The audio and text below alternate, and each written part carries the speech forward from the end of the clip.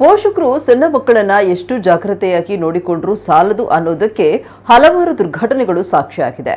ಇದೀಗ ಅಂತಹುದೇ ಒಂದು ವಿಡಿಯೋ ಒಂದು ಸಾಮಾಜಿಕ ಜಾಲತಾಣದಲ್ಲಿ ವೈರಲ್ ಆಗಿದ್ದು, ಕೂದಲೆಳೆ ಅಂತರದಲ್ಲಿ ಮಗು ಪ್ರಾಣಾಪಾಯದಿಂದ ಪಾರಾಗಿದೆ.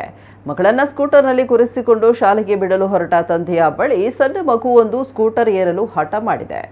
ಸ್ಕೂಟರ್ ಮುಂದಕ್ಕೆ ಹೋಗದಂತೆ ಎದುರಿನಿಂದ ಅಡ್ಡ ನಿಂತಿದ್ದ ಮಗು ಏಕಾಏಕಿ ರಸ್ತೆಗೆ ಓಡಿ ಹೋಗಿದೆ. ತಂದೆ ಇನ್ನೇನು ಮಗುವಿನ ಕೈ ಹಿಡಿಬೇಕು ಅನ್ನೋಷ್ಟರಲ್ಲಿ ರಸ್ತೆಯಲ್ಲಿ ಲಾರಿಯೊಂದು ವೇಗವಾಗಿ ಪಾಸ್ ಆಗಿದೆ. ಅದೇನು ಅದೃಷ್ಟವೋ ಗೊತ್ತಿಲ್ಲ, ರಸ್ತೆಗೆ ಓಡ್ತಾ ಇದ್ದ ಮಗು ಸಡನ್ ಆಗಿ ದಿಕ್ಕು ಬದಲಾಯಿಸಿಕೊಂಡು ಲಾರಿ ಅಡಿಗೆ ಬೀಳೋದ್ರಿಂದ ಬಚಾವಾಗಿದೆ. ಈ ಮಗುವಿನ ಅದೃಷ್ಟ ಚೆನ್ನಾಗಿದ್ದ ಕಾರಣ ಮಗು ಬಚಾವಾಗಿದೆ ನಿಜ.